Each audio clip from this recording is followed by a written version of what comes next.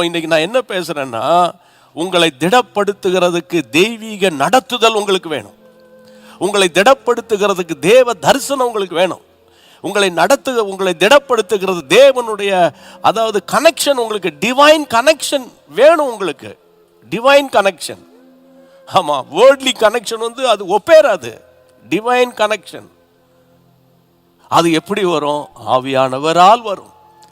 ஆவிக்குள்ளே நிரம்பினால் வரும். அபிஷேகம் தான் நுகத்தை முறிக்கும். ஆமேன் சொல்லுங்க, ஆமேன் சொல்லுங்க. சோர்ந்து போயிடாதீங்க. சரி, கர்த்தருடைய பிள்ளைகளை, எப்படி பவுல் திடப்பட்டது காரணமே, இன்று ராத்திரியிலே கர்த்தர் தம்முடைய தூதனை அனுப்பினார். அவ்வளவுதான், ஒரே வாடையை முடிச்சிட்டாரு. அப்போ அந்த ஒரு வார்த்தை அவரை திடப்படுத்தியது. உனக்கு உன் மேல ஒரு தெய்வீக திட்டம் இருக்கிறது. brothers and sisters, do you understand the word? உங்க மேல ஒரு தெய்வீக திட்டம் இருக்கு. அந்த திட்டத்துக்குள்ள நீங்க போக முடியாதபடி சாத்தான் என்ன பண்ணுவானா, திடனற்றவர்களா மாத்திடுவான். அவ்வளவுதான், முடிஞ்சது, லைஃபே முடிஞ்சதுடா, இனிமே என்னத்தடா நம்ம அப்படின்ற மாதிரி நானும் நினைச்சிருக்கேன், நீங்களும் நினைப்பீங்க. புரியுதா? ஆனா உங்களை அழைத்தவர், என்னை அழைத்தவர் ஒரு நாளும் கைவிட மாட்டார்.